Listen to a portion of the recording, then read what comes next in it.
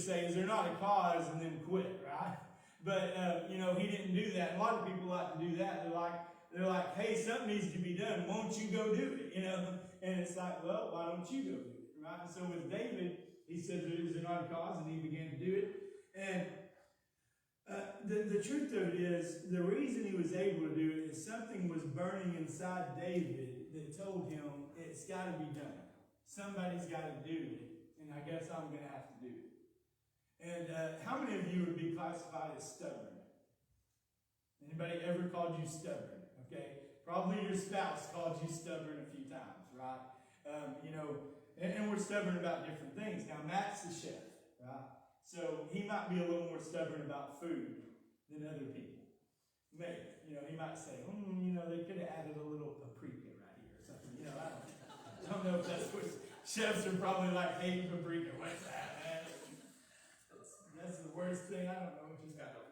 Yeah, I'm already hurting his feelings talking about paprika, Cody's a farmer and stuff, and, he could probably, he'll hear people call something by the wrong name or something like that when it comes to farming. It probably offends you a little bit. You're just like, they're ignorant. I'll let them pass on that, right? But we have different things. Brother Kent does construction. I'm sure there's times he sees other people doing construction, and he's kind of like, yeah, I don't think I'd do that. And that's not exactly how that's going to be. But we get stubborn about things, and David actually was stubborn about just having a cause. He saw a situation. He's like, you know what? There has to be something done. There has to be something done. And in Job 15:18, it says, I have ordered my cause. Psalm 9:4 says, for thou hast maintained my right and my cause. Job 5:8, I would seek unto God, and unto God would I commit my cause. Lamentation 3:59 says, my cause. And, he had this thing inside him, and let me give you a definition of a cause. A cause is a reason, a motive, something that brings an intensified result. That's what a cause is.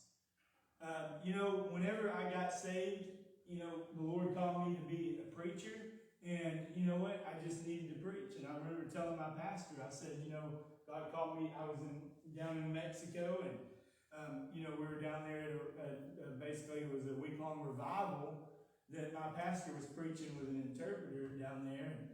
And anyway, so we're down there, and here we are, and I never experienced something like that. Of course, they just had like a little outhouse outside, and they just had a little block building. And, everybody was, most people didn't speak English that were there. And Brother Eddie was preaching, and he was preaching about the apostle, when the Apostle Paul got saved, and where he said, Lord, what will thou have me to do? And he was talking about that, and at the invitation, he said, just come to the altar and ask the Lord, what will thou have me to do? And I asked the Lord, and he said, you need to preach, you need to be a pastor. He told me preacher and pastor at the same time. I told Brother Eddie that night, and he came over to my hotel room, and Brother Kevin, who's a pastor now, was with us, and we spent some time praying and everything. And after we got done praying, he said, well, I'll tell you what we're going to do. We'll get back on Friday night, which we're going to get back pretty late Friday night. He said, you get to study on Saturday, you're going to preach Sunday night. So, he had me set up to preach Sunday night. And then he said, and then next week, you better go, there's a lot of nursing homes in Conway. He said, you need to go find one that doesn't have somebody preaching at it. And you need to start your nursing home service. And I said, all right. And that's exactly what I did. I preached Sunday night. And then that Monday, I went and I found, I guess it's Village Park Nursing Home. And I found that they didn't have anybody doing services there. And I didn't know what I was, so I was like, well, I'll do a Friday night service. So I started doing a Friday night service. And I was like, some of these people can't come to church on Sunday. I'm going to just go to a Sunday afternoon too. So I did Friday night service, and I did a Sunday afternoon. And then on Friday, I was like, well, they don't really get a teaching time, so I'll do kind of like a Sunday school time on Friday. So Friday I came early, and they had a separate room that was a little smaller, and I would invite people to that. We had worksheets and everything, and we'd do that, and then we'd go, and then I found a lady in the nursing home who played piano, so she played piano for me.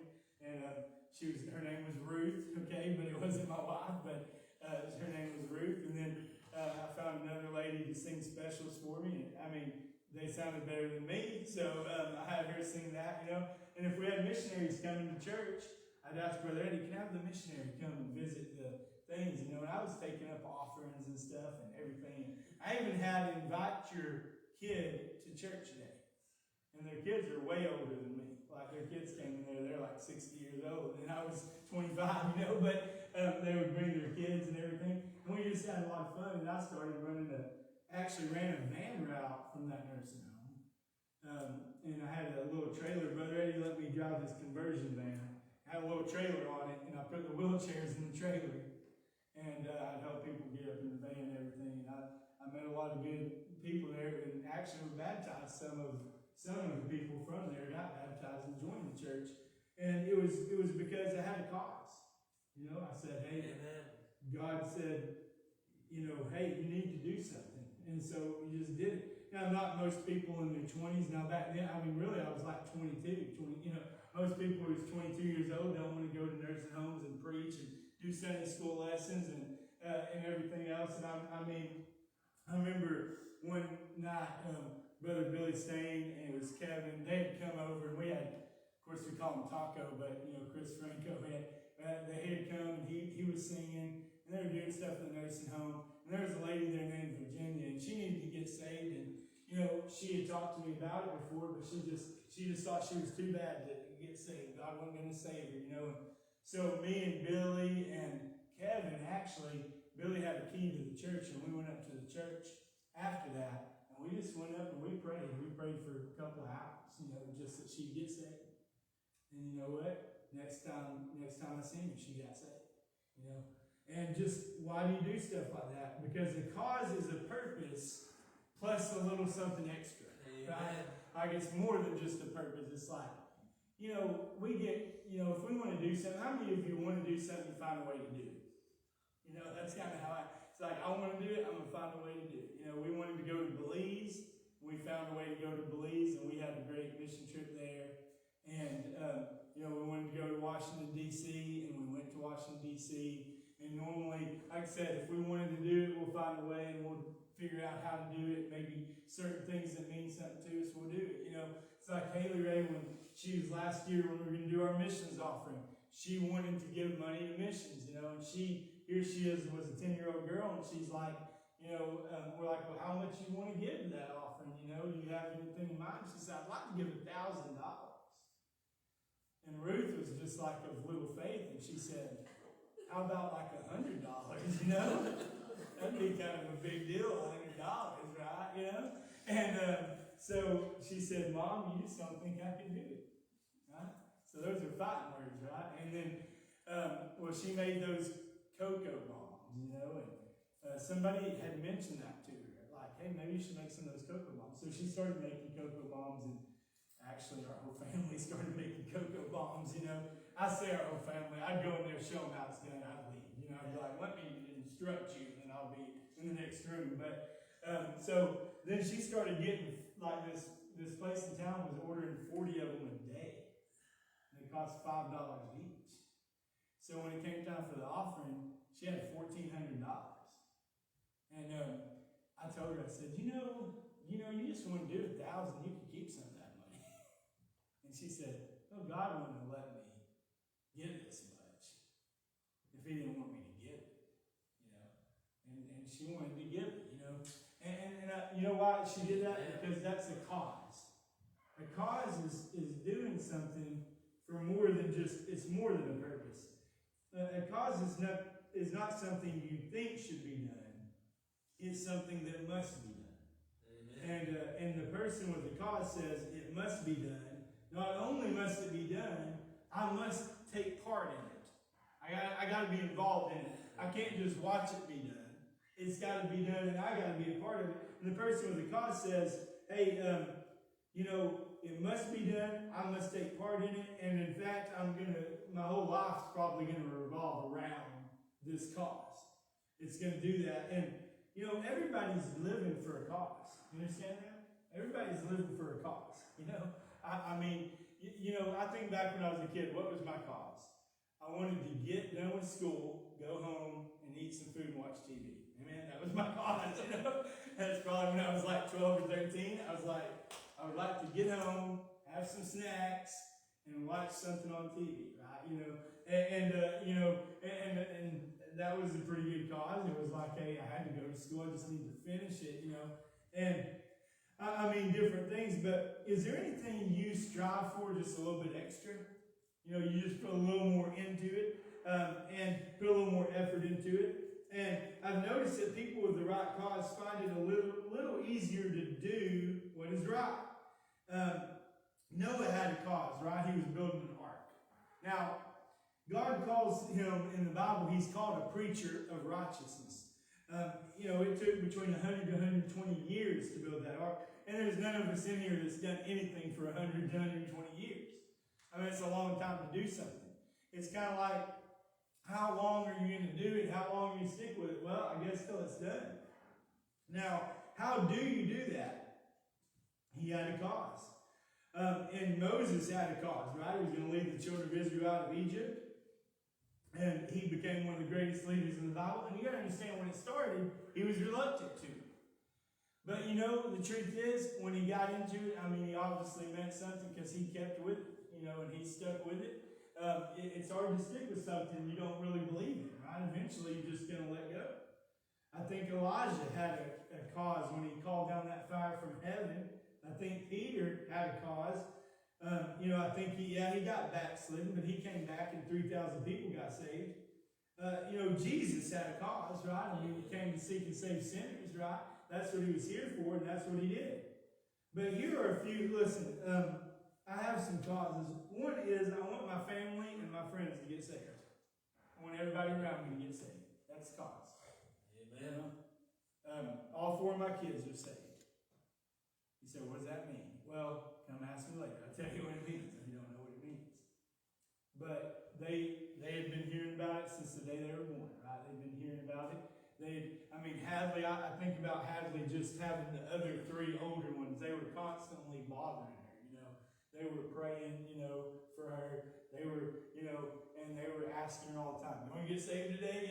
They were just constantly bothering her, But when it finally hit, I tell you, her heart was so tender. She was so tore up. And we actually had some ice cream after church. It was on a Wednesday night. And, Joe was preaching or teaching back there about, I think it was about Saul, right? It was about Saul getting saved and everything. And so we get on the van. We're going to get ice cream and everything. And she keeps asking about, I think I need to get saved tonight, And Ruth did a little test. She's like, well, let's talk about it after the ice cream.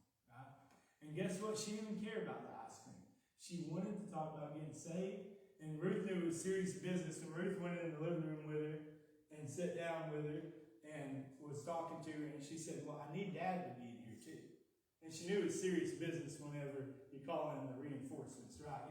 She needed Dad because she normally didn't want me around when she was talking serious, And she wanted me in there. And man, she was tore up and she got saved. You know what, though? It was a cause for me to see her get saved. It was because my wife wanted to see her get saved. All of her 2 sisters and brother wanted to get saved. I know Cody wanted to see Hadley get saved. People in this church wanted to see her get saved. There's a cause, right? There was a reason for it. And, I tell you, I don't want to go to heaven without anybody, right? Even if they're annoying, they'll be nice in heaven, okay? Finally, I'll see their good side, It's just, like I said, there's some people you're just like, hey, win them to the Lord, they might not be so annoying, right? And, you might even get along with Nancy Pelosi in heaven. I don't know. No, sorry. But, I'm just saying, it means the cause is saying, hey, that's important to me. Being a pastor is a cause to me. It's not a job. It's not just something I do. It's a cause. I believe when God calls you to do something, He calls you to do it. And there's not no dancing around it. You got to do it. And you should do it, and you should really want to do it. But I'll tell you what, it's like, some people, church is just church, and it's like, well, that's just another church. Well, that's not how it is for me, right? This is my church. This is where God called me to be. This is more than just another church to Toby Main. And it's more than that to my kids. It's more than that to my wife and to others. And I'll tell you, it's a cause. It's like a purpose with a little extra. You know what else is a cause? America is a cause to me. You know, I do think the hope for America is people to turn to Christ. Right? That's the hope for America. That's what America needs. We always want to talk about what America needs, but we know that's what it needs, right? I mean, can you just think about the great blessing? Listen, being a Christian is a great thing. It really is. It helps you so many ways, and it helps families, and it doesn't mean you're perfect, but it helps you with some things that would help everybody else. You know, it teaches you how to give, it teaches you how to live, it teaches you how to be considered. You know, what your cause does is it gives you an additional reason to do what's right. For some reason, David, when he showed up, David loved God so much, I think, that when he showed up there and he seen somebody talking bad about God, and nobody was doing anything about it, he said, I guess I'm just going to have to do something about it, you know? And we can understand that. It's kind of, have you ever had to step in on something and just do something about it, you know? I mean, I was at a gas station one time. This was back whenever I was courting Miss Ruth. And I say courting because there was a judge and a jury. That's how I don't know who the judge was in the family, but the rest of them were the jury, and that was it. And when you say you're only going to talk so much time a week, they're timing that stuff, right? Okay. And and get out the stopwatch. All right. Okay.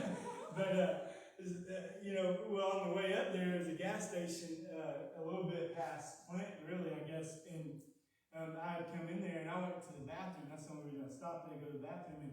But while I was in the bathroom, I heard somebody was just like throwing a fit out there, cussing and everything at the person at the cashier. So I was just listening, and I was like most people, I just wanted to avoid it if I could. That was kind of my thought. I just like to avoid this situation if I could. Well, so I decided, I was like, I'm going to come out of this bathroom, and I'm just going to kind of check out what's going on, and then I'm just, depending on, I may have to say something, you know. And really what I was thinking is, I got to see how big the guy is.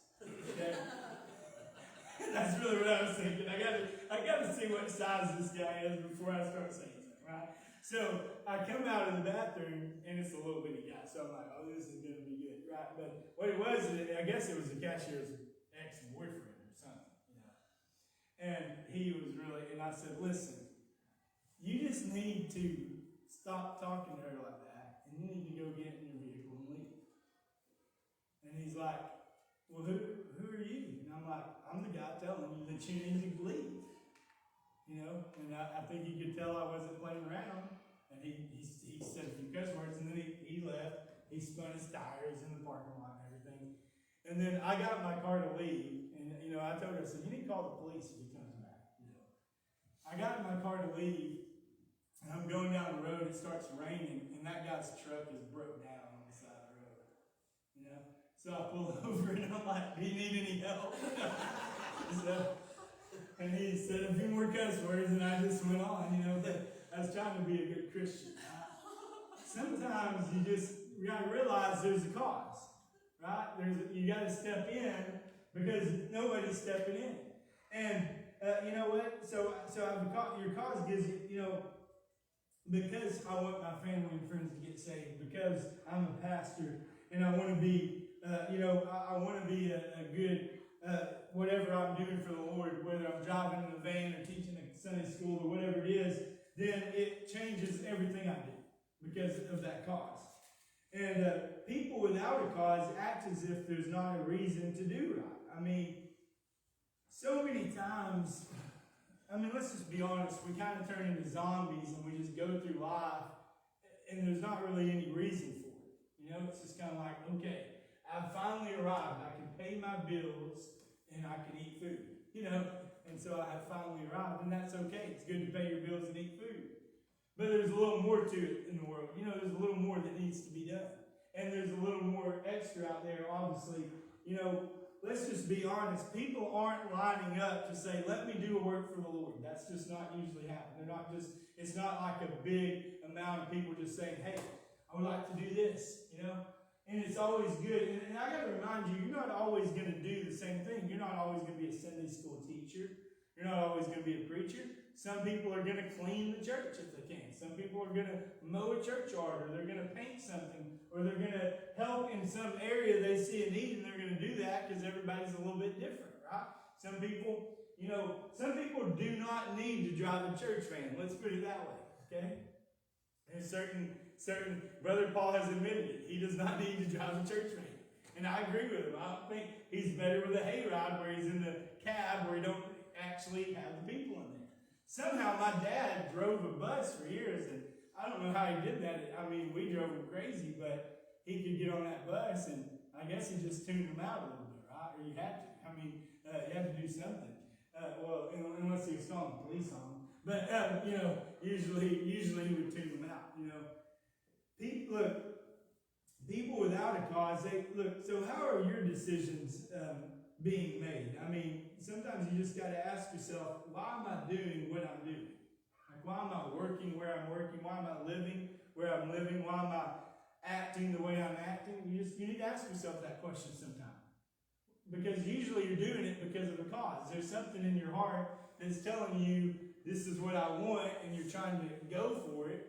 And sometimes you don't even realize you're doing that. Sometimes there's causes that, just kind of slip up in your mind, and for some reason you think this is why I should live my life. And, I tell you what, causeless people, what happens is they get friendships with other people who don't have causes. And that can be a problem because we need to be involved in the cause. I know Brother Kent, like, he goes and helps build churches. Like, he helped physically build this building and has helped build other churches around and stuff. And, I know how it is sometimes. You go on these work trips, right? And you just like, you just want people to go that want to build the building, right? And if they don't really want to build the building, you're kind of like, okay, what are they going to be doing, And because you're going there for a cause, right? I mean, the cause is we've got to build this building, right?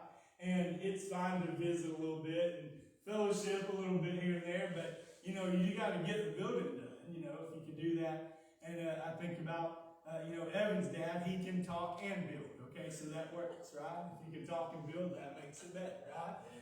He's still going to goof around a little bit, but he's going to be building while he's goofing around, right? He's not going to, but then some might just stand there for a long time and just go, I can't build, and I don't know how to do this. And that's me when I go. So, when we went out to Arizona, at least I got them some heavy equipment. So, there was some people next door working on some stuff, and I was just like, hey, you guys mind putting the shingles up here for us with your, and they were like, sure, and so I just did it because they were going to probably make me carry them up the ladder anyway. So I was just like, hey, I might as well go and ask. It didn't hurt. We were on the Indian reservation. And I'll tell you, it's just, if you're not careful, you'll get caught up. You won't have the cause, and then you'll hang out with a bunch of people who don't have the cause, and you don't do anything. And you need to figure out what your cause is and get involved with it. Since I'm a preacher and since I've been saved, I got a lot of friends, and guess what? They're preachers. And they have similar causes to me. They want people to get saved. They want people to get baptized. And so I have those friends. I got missionary friends. Same thing. And just think of hundreds of them, that I've become friends with because we have the same cause, right? It's just like this. I used to, I had a 64 Chevy. Now my son wants like a 64, 65 Chevy. I didn't tell him that. I showed him some trucks and everything, and he wants one. And, so when I had that, I would talk to a lot of people about cars, right? And you go to car shows, or you would, you're so interested in it, you just do those things. And I'll tell you, if you get a cause for the Lord, you'll find other people who have a cause for the Lord, and you'll link up with them. And the thing is, the chances are, if the friends in your life have no godly cause, then you won't either. Sometimes it's easy just to figure out where you stand by looking at your friends. Just step back and say, who are my good friends that I could call on? And just ask yourself, what are their cause? What are they living for? Like, why do they get up every day? How many of y'all just love it every day? You get up, go to work, and you're like on top of the world. You're one of those people, and you love every second of your job. Come on, anybody? Nobody. Okay. And but you do it for a reason, right? You say, yeah, it's called the paycheck, and it's low, but I take it. Okay, you know, but you do it for some kind of a reason, right? You've got some kind of reason for it. And I'm telling you, whenever you start getting a reason, like David did, then you grab the slingshot, and you'll just say, hey, the battle's the Lord's, and you'll just run after the giant, and you'll just throw the sling at, you'll just go after him. You'll just go for it. See, I've got kids. I got 4 kids I got to raise in a world that's really going crazy. But I have to teach them how to handle that. I've got to teach them how to be stable and follow the Lord no matter what comes their way. That's one of my causes, right? I've got a marriage that I need it to be a good example of a marriage. I need them to see that. My kids need to see that, right? Whatever it is. And, you know, here's the thing. I mean, some of my causes, of course, the local church, winning people to Christ, picking up kids on van routes, teaching Sunday school, missions. Those are some of my causes. But here's the thing. If it's really a cause, you shouldn't even have to ask about it. Like, people who know you should know your cause. You know, sometimes when we make the judgment about somebody, all we're judging is what their cause is. Like, we can tell. Like, how many of y'all know people who love football? Right? You know, you're like, if you think of football, you think of them. How many of y'all know people who love Baconators? Okay, I love Baconators. Okay. That's one of my causes, right? I'm just saying, we can tell about how you live. Now, David was the kind of guy that, you know, the Bible even says he was a man after God's own heart. He had a cause for the Lord. He wasn't perfect, and he messed up along the way. But the reason he could defeat Goliath is because of that. And, you know, when I'm thinking about Victory Baptist Church, and I'm thinking, you know, just recently we started talking about fixing up the church, filling up the church, and financing the church, and fulfilling faith promise. And the Lord blessed, and we took on some missionaries, and we did some stuff on the building, and we've had several visitors, and we did some things. And, you know, we want to have a cause for the Lord, right? We want to see more people get saved. We want to see them get baptized. We want to work with them. We want to be there for them. And, you know, the Bible says it's more blessed to give than to receive, right? And so we want to be givers. We want to be known as givers, people who help and do something. You know, my motto is simply this: you'll feel better if you do good. You'll feel better. You just do feel better. I mean, I'll feel better if you go to bed not knowing I did something good. Did something I was supposed to do. I did something that maybe I didn't have to do, but I was supposed to do. I'm sure after David cut off Goliath's head and you know, saved him from the Philistines in that little battle right there, that's why he did it, right? He was trying to save Israel, he was trying to help them. I bet he felt a little bit better after that. Felt good that he did something. When Saul wasn't doing it, the rest of the army wasn't doing it, and it had been going on for a long time. It wasn't just that day, it had been going on for a long time. And he came and he fixed it. Now I'll tell you what, you'll feel better too if you just say, you know, I'm going to get involved with the cause. You know, we've had people be such a blessing to us along the way and help out, and it's still continuing, and it's still going on. And you know what? We can be a cause to each other and help each other.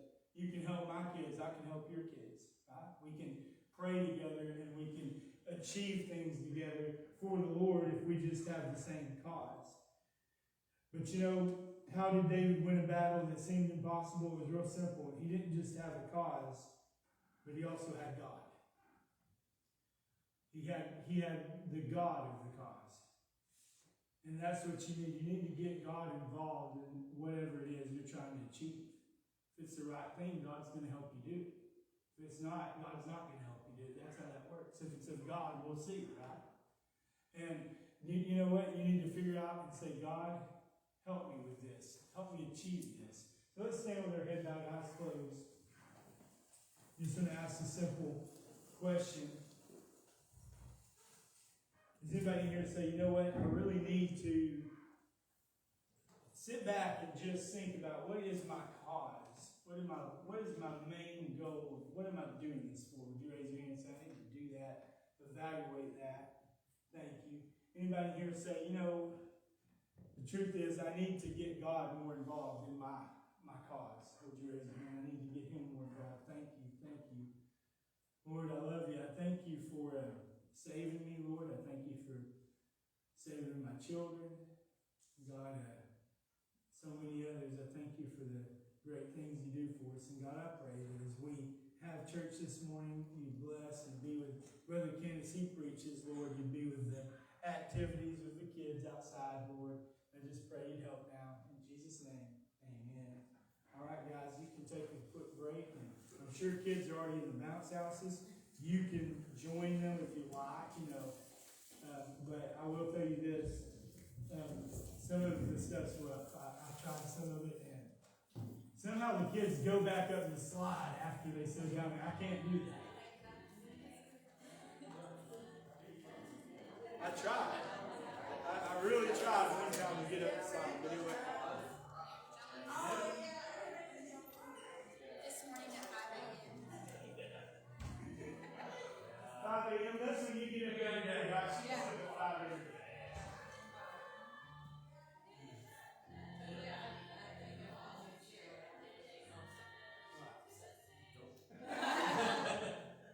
I went against Heath, and that was it. Yeah, Heath is a little too athletic. When he gets to that last slide, when he jumps, he misses about 4 steps because he didn't bounce. Because I tried that, I would